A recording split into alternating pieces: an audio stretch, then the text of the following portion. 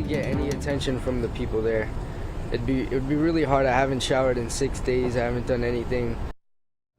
First at 6, the Milford, Massachusetts high school student with an expired visa detained by ICE is free on bail tonight. 18-year-old Marcelo Gomes Dilva just spoke to the news media. We carried that live at 5 o'clock, saying that he was held in a detention facility with older adult men, and he says that they were sleeping on concrete floors and eating crackers for meals. Good to have you with us tonight. I'm Patrice Wood. I'm Gene Valicenti. ICE was looking for his father, but grabbed him because he's here illegally too. And there's no apology from the feds tonight, despite measurable support from the other side, as NBC 10's Gabrielle Caracciolo reports live from Burlington, where he just walked out of the detention center. Gabrielle?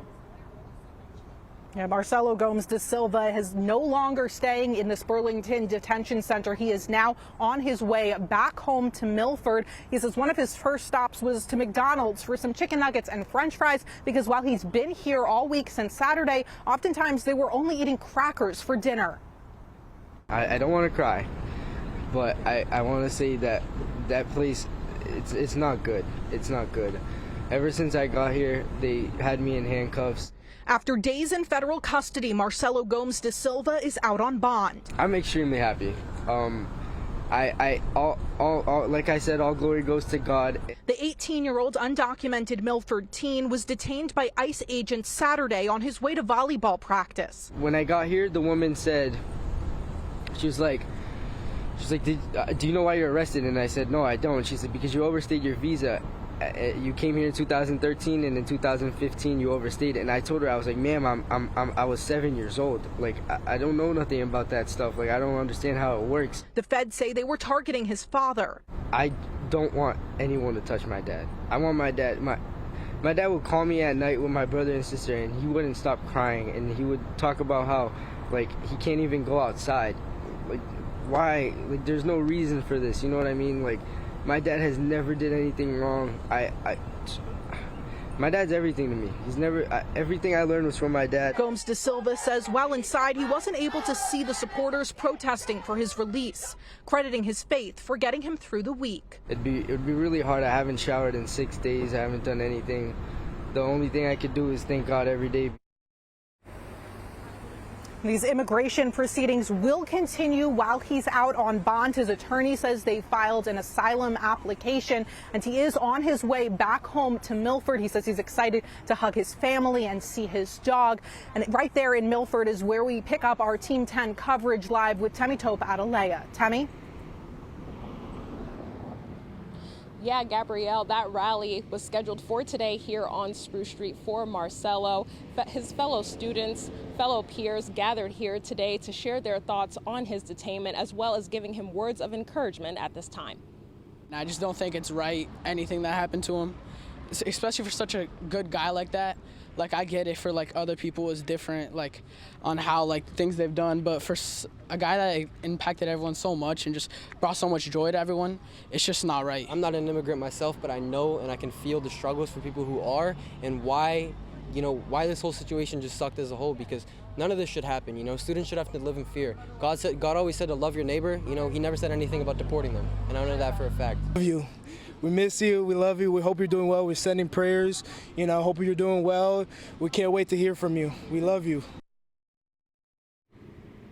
We also spoke to supporters here about their overall thoughts on the citizenship process. Here's what they had to say. We know that he came here with a visitor's visa and then had the student visa, and then that was expired. What are your thoughts on that? Do you feel, or do you maybe hope that he will go through this citizenship process? I do hope he will. But one thing is, we don't know the backstory to that. Was he aware of that kind of status? When I was 18, when you were 18, were you thinking about legal things? Was that on your mind? It wasn't. So there are those who would say that, well, every year in Rhode Island or in Massachusetts, you have thousands of people who go through the citizenship process to become a citizen. Why wasn't that the situation here? You've kind of already touched on that, but just getting more of your thoughts on that, if you can elaborate. That's a good question, because what are the rules? Do you know? Does anybody really know? You know, we have people at the border that come in seeking asylum, and there's a process. They have to plead their case. You know, I don't know all the answers, you know, I really don't. I do know that there are people that stay here beyond their visas. You're right, they need to be held accountable. Is there a more humane way of doing that, though? Again, as you just saw in Gabrielle's report, Marcelo has been released on bond. All of the supporters that I spoke with here today say that they hope everything goes well with his next court appearance. For now, live in Milford, Temi Talkbatalaya, NBC 10 News. It's never appropriate, nor will it be tolerated.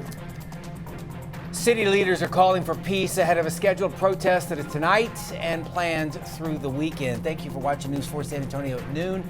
Hope you're having a good Wednesday. I'm David Chancellor. And I'm Marisa Mendoza. Governor Greg Abbott has already deployed the Texas National Guard. The chief of police and the mayor just shared how the city is preparing for the protests. News 4 San Antonio's Tony Davis has those details. Both Mayor Ron Nirenberg and San Antonio Police Chief William McManus have both said that there has been no communication between them and Governor Greg Abbott about the deployment of the National Guard. Now, with protests planned today and this weekend, the goal is to make sure that it remains peaceful. Members of the Texas National Guard have been deployed to San Antonio in anticipation of protests this week. This comes as U.S. Immigration and Custom Enforcement officers continue to conduct raids and detain immigrants after they leave scheduled court hearings. Mayor Ron Nirenberg believes that the Governor Abbott's decision to deploy the Guard can be seen as provocative, but believes local police can handle the situation. I trust in our local law enforcement. They're the best of the best, and hopefully the Guard will not be active for these events. As for the planned protests today and Saturday, Chief William McManus says the department fully supports the right to peacefully demonstrate. However, their top priority will be the safety of everyone involved. We have our protocols in place, and I don't want to reveal what they are, but whatever we do with the utmost safety of the people that we're working with. A statement from the organization 5051 was released this morning regarding the protest plan for this Saturday. It says in part, 5051 SATX is always and will always stand for nonviolent protests. We are loud, we are passionate, and we are unapologetically angry, but we do not tolerate violence, vandalism, or assault of any kind at our events. Now, the protest plan for tonight will be at 7 p.m. in front of the U.S. Federal Building. The one planned for Saturday will be at Travis Park starting at 5 p.m. I'm Tony Davis. Back to you. And the Alamo says it will be closing early today because of the protests. In a statement, the Alamo Trust says they respect the rights of individuals to gather and peacefully express their views, and that this step is being taken to ensure the safety of visitors, demonstrators, and staff alike while preserving the integrity of the historic site. The grounds will close to the public starting at 5 p.m. The governor's office tells us the state is ready to send people and resources to uphold law and order. He says National Guard soldiers are on standby, not just in San Antonio, but general spots where mass demonstrations are being planned around Texas. The governor's office also says that peaceful protests are part of the fabric of our nation, but Texas will not tolerate what they call the lawlessness that we have seen in Los Angeles. Anyone engaging in acts of violence or damaging property will be swiftly held accountable to the full extent of the law. We'd like to hear what you think about all this. Do you agree with deploying the National Guard troops to San Antonio ahead of the planned protests tonight and through the weekend? You can scan that QR code.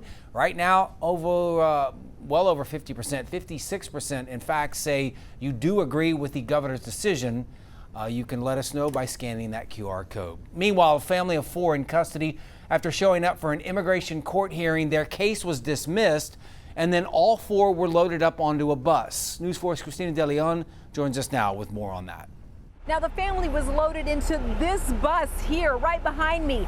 After immigration court, we're learning it was a family of 4 from Cuba, a man, his wife, and their 2 kids, a boy and a girl. Their attorney says they've been here to prior hearings, immigration hearings, and they were informed this morning that it was a real possibility of being deported.